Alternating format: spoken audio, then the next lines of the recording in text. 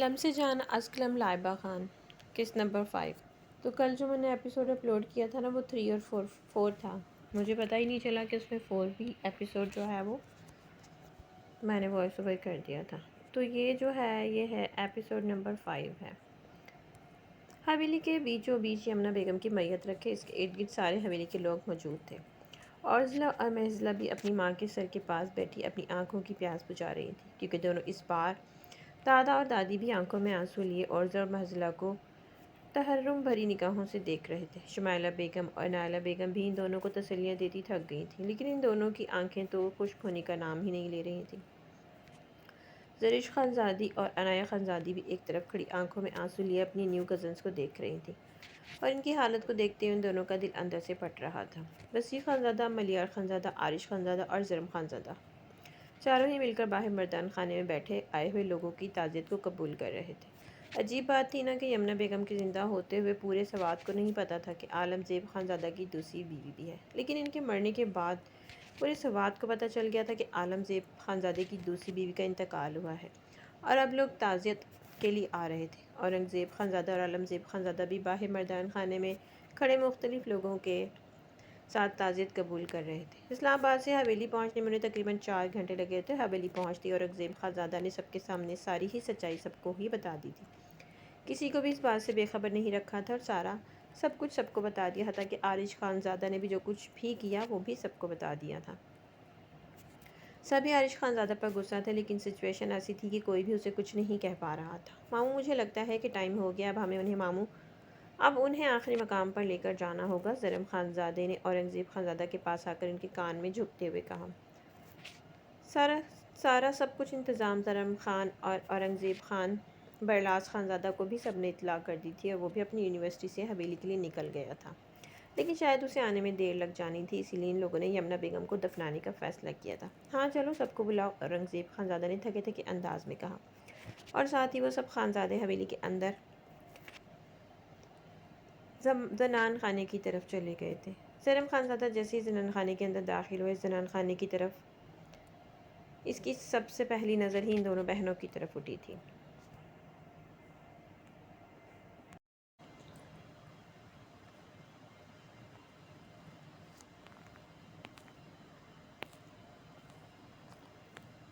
ہاں چلو سب کو بلاؤ، اورنگزیب خانزادہ نے تھکے تھکے انداز میں کہا، اور ساتھ ہی وہ سب خانزادے حویلی کے اندر زنان خانے کی طرف چلے گئے۔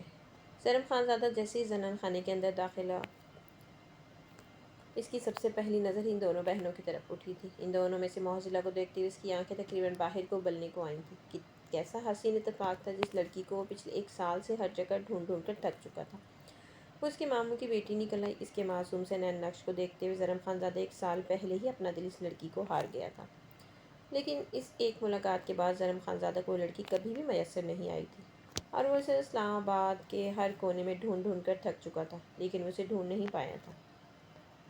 اس کا مطلب یمنا بیگم محضلہ کی ماں ہے۔ زرم خانزادہ کا یہ سوچنا ہی تھا کہ اس کا دل درد سے پھٹ اٹھا تھا۔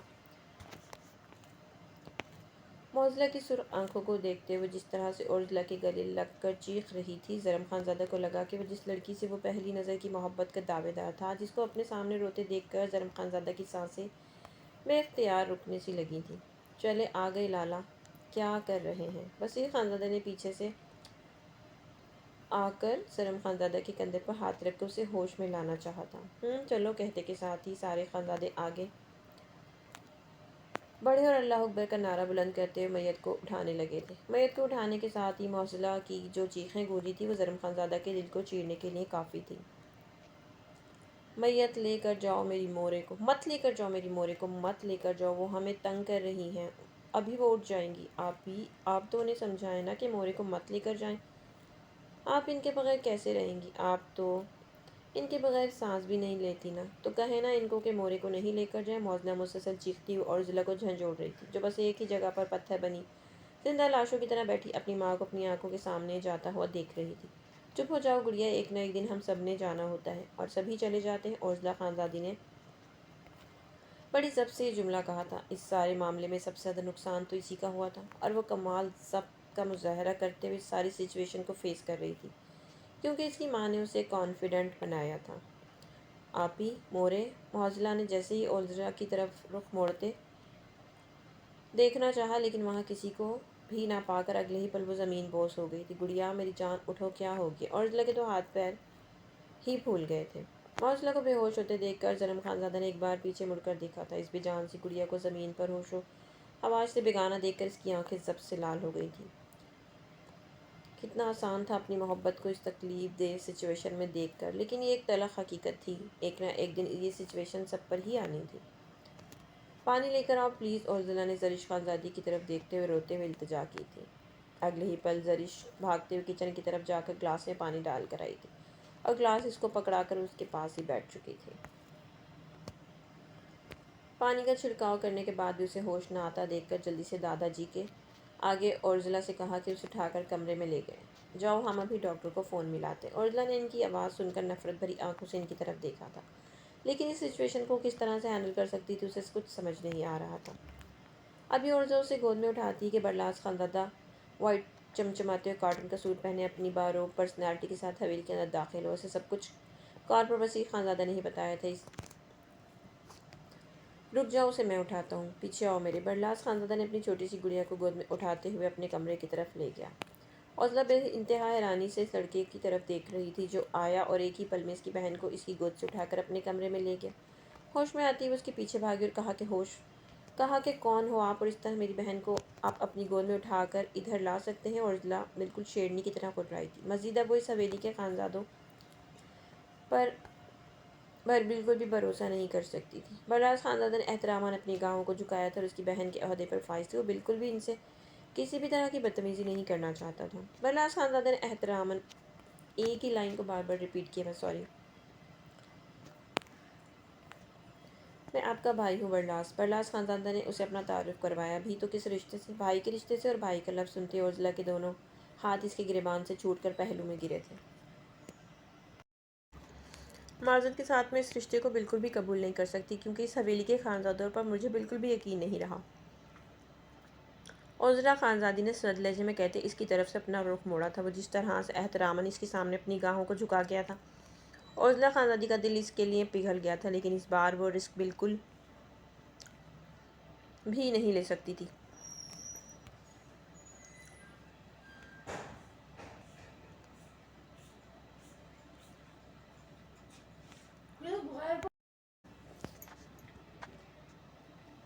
ایک خانزادے نے اس کی ماں چھین لی، کیا پتہ اب دوسرا خانزادہ اس کا بھائی اس کی بہن کو ہی چھین لے اس سے۔ کوئی بات نہیں، ایک نہ ایک دن تو آپ کا دل پگھل جائے گا، لیکن پھر بھی آپ میری بہن ہیں اور رہیں گی۔ میں آپ دونوں کو اب بالکل بھی اکیلا نہیں چھوڑوں گا، مجھے ہمیشہ سے ہی بہن کی خواہش رہی ہے، اور اب دیکھو اللہ تعالیٰ نے مجھے ایک نہیں دو بہنوں سے نوازا ہے، تو ان کی ناقدری میں بالکل بھی نہیں کروں گا۔ برلاس خانزادہ نے نرمی سے کہا، اور ساتھ ہی اپنا فون نکال کر جلدی سے ڈاکٹر کو بھی کال ملا گیا تھا۔ اپنی چھوٹی گڑیا کے چہرے پر اتنی معصومیت کو دیکھتے ہوئے برلاس خانزادہ کا خدا کے آگے سجدہ کرنے کا دل چاہ رہا تھا کہ اللہ تعالیٰ نے انہیں دو چھوٹی معصوم سی بہنوں سے نوازا تھا۔ اورزلا نے اس کی باتوں کا کوئی بھی جواب نہیں دیتے، وہ بس اس سے رخ موڑے معزلہ کے سرہانے بیٹھی ہوئی تھی، اس کے بالوں میں انگلیاں چلا رہی تھی۔ آدھا گھنٹہ گزرنے کو آیا تھا، ڈاکٹر آئی تھی اور معزلہ کا چیک اپ کر کے چلی گئی تھیں، اور ڈاکٹر نے بے ہوشی کی وجہ نہ کھانے پینے کی وجہ بتائی تھی۔ ڈاکٹر نے کہا کہ اسے جلد ہی ہوش آ جائے گا، لیکن اب آدھا گھنٹہ گزرنے کو آیا تھا، لیکن معزلہ اس کے پاس بیٹھی اس کے ہوش میں آنے کا انتظار کر رہی تھی، لیکن وہ ہوش میں ہی نہیں آ رہی تھی۔ وہ ہوش میں آ جائے کہ آپ کو پریشان ہونے کی ضرورت نہیں ہے۔ برلاس خانزادہ جو پچھلے آدھے گھنٹے سے اورزلا اور معزلہ کے پاس ہی بیٹھا تھا، انہیں کسی بھی چیز کی کسی بھی وقت ضرورت پڑ سکتی تھی، اس لیے وہ یہاں سے باہر گیا ہی نہیں تھا۔ ابھی اورزلا اسے کوئی جواب دیتی کہ معزلہ نے اپنی مندی آنکھوں کو کھولا تھا، پر آنکھوں کو کھولتی اس کی آنکھوں سے ٹپ ٹپ کر کے آنسو دوبارہ سے بہنا شروع ہو چکے تھے۔ آپ ہی مورے، صرف اتنا ہی کہا تھا معزلہ نے، اور وہ دوبارہ سے ہچکیوں سے رونا شروع ہو چکی تھی۔ اورزلا اور برلاس خان دونوں اس کے آنسو کو دیکھتے تڑپ اٹھے تھے۔ معزلہ کو جلدی سے اپنے گلے سے لگاتے ہوئے اسے چپ کروانے کی کوشش کی تھی۔ گڑیا، برلاس خانزادہ نے اس کے رونے پر تڑپ اٹھا تھا۔ معزلہ کو جلدی سے اپنے گلے لگاتے ہوئے اسے چپ کروانے کی کوشش کی تھی۔ گڑیا، برلاس خانزادہ نہ جانے کیسا احساس تھا کہ ایک ہی پل میں اس کے دل میں اپنی بہنوں کے لیے اتنا پیار جاگ گیا تھا۔ بیڈ پر بیٹھ کر موزلہ کے دونوں چھوٹے چھوٹے ہاتھ اپنے ہاتھوں میں پکڑتے اسے پکار رہا تھا۔ اب آپ کون ہیں اور اب مجھے گڑیا کیوں بلا رہے؟ موزلہ خانزادی اس کی پکار پر حیران ہوتے عضلہ کے سینے سے اپنا چہرہ نکالتے ہوئے سرخ چہرے کے ساتھ اس کی طرف دیکھ کر بولی تھی، میں تمہارا بھائی ہوں اور تمہیں مزے کی ایک بات بتاؤں، تمہارا ایک اور مجھ سے بڑا بھائی بھی ہے اور وہ میں ہوں۔ اس سے پہلے کہ برلاس خانزادہ مزید کچھ کہتا، ملیار خانزادہ نے دروازہ کھول کر اندر آتے ہوئے کہا تھا۔ وہ دونوں ہی اپنی بہنوں کے پاس آئے تھے، جانتے تھے کہ اس مشکل وقت میں دونوں ہی اپنی بہنوں کا سہارا بن سکتے ہیں۔ آپ دونوں میرے بھائی نہیں ہیں، اگر آپ دونوں میرے بھائی ہوتے تو ہم آپ لوگوں کے پاس رہتے یا پھر آپ لوگ ہمارے ساتھ رہتے۔ موزلہ نے اپنے بچپنے کا ثبوت دیتے ہوئے معصومیت سے کہا تھا۔ اس کے معصومیت سے کہنے پر جہاں ملیار خانزادہ اور برلاس خانزادہ کے چہرے پر مسکراہٹ آئی تھی، وہیں عضلہ خانزادی کی آنکھوں سے آنسو بہے تھے۔ وہ کیسے اپنی معصوم سی بہن کو سنبھالے گی، یہی فکر اس کو کھائے جا رہی تھی۔ ہم تو آپ لوگوں کے پاس اس لیے نہیں رہتے تھے کیونکہ میں ابھی بھی ہاسٹل میں رہتا ہوں، وہاں پڑھائی کرنی ہوتی ہے نا، اور لالا سے خود پوچھ لو کہ وہ تمہارے پاس کیوں نہیں رہتے۔ میں نے تو ان کو کہا تھا کہ موزلہ کے پاس چلے جائیں۔ برلاس نے خود کو اپنی چھوٹی گڑیا کے سوالوں سے بچاتے ہوئے اپنے لالا کو میدان میں گھسیٹ لیا تھا۔ ارے وہ میں شہر میں کام کرتا ہوں نا، ملیار خانزادہ نے بکھلاتے اسے جواب دیا تھا۔ وہ دونوں ناکام سے ایکٹنگ کر رہے تھے، اپنی چھوٹی گڑیا کا دھیان اس کی مورے کی طرف سے ہٹانے کے لیے۔ اب ہماری چھوٹی گڑیا ہمیں معاف کرے گی نا، اور ہمارے ساتھ اسی گھر میں رہے گی نا، ہمیشہ کے لیے؟ ملیار خانزادہ نے پیار سے اس کی طرف دیکھتے ہوئے کہا تھا۔ آپ آپ اس سے پوچھ لیں، اگر آپ ہی رہیں گی تو میں بھی یہی رہوں گی، اور اگر آپ ہی یہاں سے جائیں گی تو میں بھی آپ ہی کے ساتھ ہی جاؤں گی۔ موزلہ نے بڑی معصومیت سے اپنے دونوں بڑے لالا کو جواب دیا۔ نہیں میری جان، ہم یہاں نہیں رہنا، ہم واپس اپنے گھر اسلام آباد جائیں گے۔ عضلہ نے پیار سے موزلہ کا ماتھا چومتے ہوئے کہا تھا اور اسے اپنے ساتھ لگایا تھا۔ بس تو پھر میں بھی آپ ہی کے ساتھ ہی اسلام آباد جاؤں گی، یہاں نہیں رہوں گی۔ موزلہ نے بھی اپنے دونوں لالا کی طرف دیکھتے ہوئے کہا تھا۔ ارے ایسے کیسے، میں تم دونوں کو اب یہاں سے بالکل بھی نہیں جانے دوں گا، اور تم یہیں پر ہمارے پاس حویلی میں رہو گی۔ ملیار خانزادہ نے سنجیدگی سے عضلہ خانزادی کی طرف دیکھتے ہوئے کہا تھا۔ میں کہیں بھی جانے نہیں دوں گا اور تم دونوں یہیں پر ہمارے پاس رہو گی۔ معذرت کے ساتھ آپ دونوں کو ایک بات بولنا چاہوں گی، اب تک کی ساری زندگی ہم نے اکیلے مرد کے بغیر گزاری ہے۔ میں نہیں چاہتی کہ آپ دونوں کی عادت ہمیں لگ جائے اور اس کے بعد آپ دونوں بھی ہمیں چھوڑ کر چلے جائیں، اس لیے ہمیں ہمارے حال پر چھوڑ دیں اور ہمیں یہاں سے جانے دیں۔ عضلہ خانزادی نے ملیار خانزادہ کی طرف دیکھتے ہوئے کہا تھا، اور ساتھ ہی وہ اٹھی اور موزلہ کو بھی اپنے ساتھ برلاس کی طرف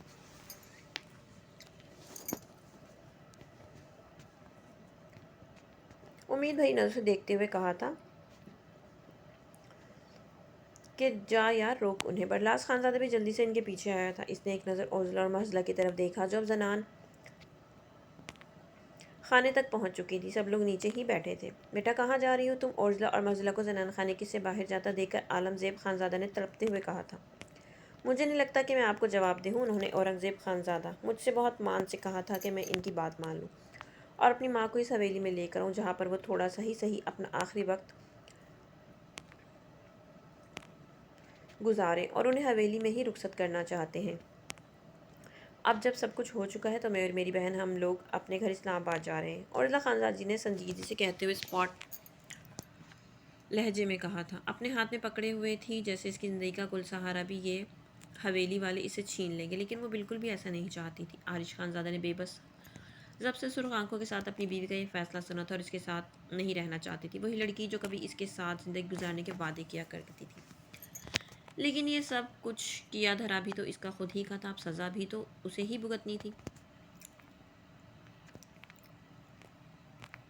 بیٹا ہم یہیں پہ رک جاؤ، تم دونوں وہاں اکیلے اپنی زندگی کیسے گزارو گی؟ یہاں پہ میں ہوں، تمہارا باپ، تمہارے دو بڑے بھائی ہیں، تمہارے تایا ہیں، دادا ہیں، دادی ہے، تمہاری تائی ہے، سب یہاں پر ہیں، یہی رہ جو۔ عالمزیب خانزادہ نے تڑپتے ہوئے اپنی دونوں بیٹیوں کو اپنے پاس رہنے کے لیے منانا چاہا۔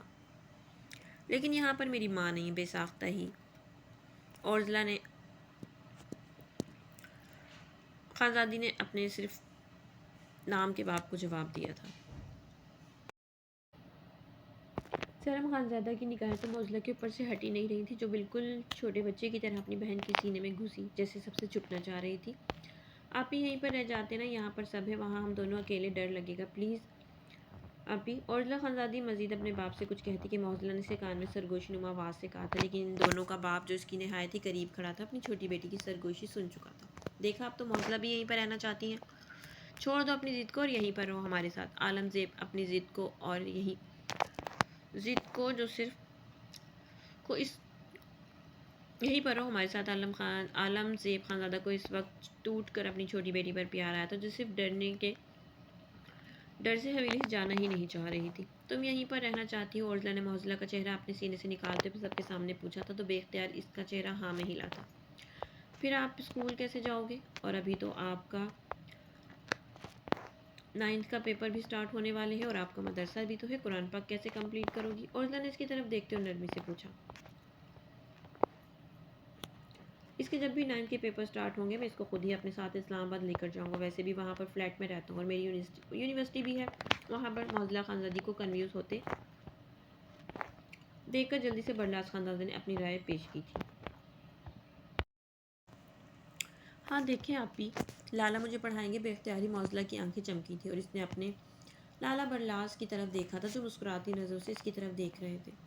وہ چھوٹی بچی تھی. اب اس کا ذہن جس طرح سے اپنی ماں کی طرف لگا ہوا تھا. وہ رو رہی تھی تو اگلے ہی پل اس کا ذہن سب لوگوں نے پلٹ دیا تھا, پاس بھٹکا کر رکھ دیا تھا. اسی لیے اب تو اس کی آنکھیں سے آنسو نہیں بہا رہی تھی. اسی لیے تو اس کا ذہن بھٹکا ہوا تھا اور یہی سوچ اوزلا خانزادی کو یہیں پر رہنے پر مجبور کر رہی تھی کہ اگر اس کا ذہن بھٹکا رہے گا تبھی وہ ٹھیک رہے گی, ورنہ اگر وہ اسلام آباد کے گھر چلی جاتی تو وہاں پر اس کی ماں کی یادیں ہونی تھی. اور پھر جب اپنی ماں اپنی جاب پر جاتی پھر اس کے پیچھے اس کی بہن کا خیال کون رکھتا. وہ جانتی تھی کہ مختلف سوچوں اس کے ذہن میں گڑی رہتی. اسی لیے نہ چاہتے ہوئے مجبور ہو کر اس نے یہیں حویلی پر رہنے کا فیصلہ کیا تھا. ٹھیک ہے, اور قرآن پاک آپ کو کون پڑھائے گا؟ پھر اوزلا خانزادی نے اپنی معصوم سی بہن کی طرف دیکھتے ہوئے کہا تھا. میں پڑھا لوں گی اپنی چھوٹی سی شہزادی کو. کیوں, مجھ سے پڑھو گی نا قرآن پاک؟ زریش خانزادی نے جلدی سے معزلہ کی طرف بڑھتے ہوئے اسے اپنی بہن کو کی باہوں سے آزاد کرتے اپنی باہوں میں بھرتے کہا تھا. اور چھوٹی سی بچی کچھ ہی دیر میں سب کے دلوں پر راج کرنا شروع ہو چکی تھی. حویلی کی سب سے چھوٹی عمر والی لڑکی سب کے دلوں پر اونچے درجے پر فائز ہو چکی تھی اور اس کو سب سے بڑھ کر پیار ملنے والا تھا کیونکہ وہ چھوٹی تھی. نہیں پڑھوں گی. آپ کون ہیں؟ آپ ہی, معزلہ نے گھبراتے ہوئے کہا تھا. اس کے چہرے پر ڈر خوف کو دیکھتے ہوئے سبھی تقریباً پریشان ہوئے تھے. میری جان ریلیکس ہو جاؤ, وہ آپ کی کزن ہے. بالکل. دوبارہ اسے اپنی باہوں میں بھرا تھا کیونکہ زریش خانزادی کی باہوں سے خود کو آزاد کر کے اس کی طرف بڑھ آئی تھی. اچھا پھر میں آپ سے پڑھ لوں گی اس بار, معصومیت سے کہتے معزلہ نے زریش کی طرف دیکھتے کہا تو زریش بھی پرسکون ہو گئی تھی, ورنہ اس لڑکی کے چہرے پر ڈر و خوف کو دیکھ کر وہ خود بھی پریشان ہو گئی تھی. یہ اتنا ڈرتی کیوں ہے سب سے؟ زریش نے معزلہ کو اوزلا کے سینے میں گھستے دیکھ کر معزلہ سے سوال پوچھا جس کا جواب تقریباً سبھی حویلی والے سننا چاہتے تھے. کیونکہ یہ کبھی اسلام آباد میں گھر سے باہر جاتی ہی نہیں تھی. اسکول اور اسکول سے بس مدرسے, اس کے بعد سے اس کی زندگی بس میری اور مورے تک محدود تھی. اسی لیے اجنبی لوگوں سے ملتے ہوئے پہلی بار میں اوزلا نے اونچی آواز میں ساری حویلی کو اپنی چھوٹی بہن کے ڈر و خوف کے بارے میں بتایا تھا. آپ ہی, میں نہیں ڈرتی, وہ تو انہوں نے مجھے ڈرا دیا تھا. ہے نا آپ ہی, آپ بتائیں نا. میں آپ سے نہیں ڈری, آپ نے مجھے ڈرایا تھا. معزلہ نے زریش سے کہا تھا. نہ جانے کیوں, لیکن اسے اچھا نہیں لگا تھا کہ اس کی بہن نے سب کے سامنے اس کے ڈر و خوف کو واضح کیا تھا. اسی لیے جلدی سے زریش کی طرف دیکھتے ہوئے اس نے جی اس کو میں نے ہی ڈرایا تھا, یہ بالکل بھی نہیں ڈری تھی. زریش خانزادی نے اپنی مسکراہٹ کو دباتے ہوئے عورضی کی طرف دیکھتے ہوئے کہا تھا تو اس کے چہرے پر بھی آسودگی بھری مسکراہٹ آئی تھی. معزلہ کے اس انداز کو دیکھتے ہوئے تقریباً ساری حویلی والوں کے چہرے پر مسکراہٹ آئی تھی. زرم خانزادہ تو معزلہ کو ہی دیوانہ وار دیکھتا جا رہا تھا. اس کو سمجھ نہیں آ رہی تھی کہ اس کا دل آیا بھی تو کس پر, ایک اسکول جانے والی بچی پر. خود وہ 30 کا ہونے والا تھا اور پیار اس نے 15 سال لڑکی سے کیا تھا. بہت مشکل ہے اس کو اپنی محبت کو اپنے نکاح میں لینے کے لیے. لیکن خیر, زرم خانزادہ ہر اس مشکلوں کو پار کرنے کا ارادہ رکھتا تھا جس کے بعد اس کی محبت اس کی ہو جانی تھی, ہمیشہ کے لیے. تو میرے پیارے ریڈرز, امید کرتی ہوں کہانی اچھی لگی تو کمنٹ باکس میں اپنی قیمتی رائے کا اظہار ضرور کیجیے گا. ملتے ہیں نیکسٹ کہانی کے ساتھ, تب تک کے لیے اللہ حافظ.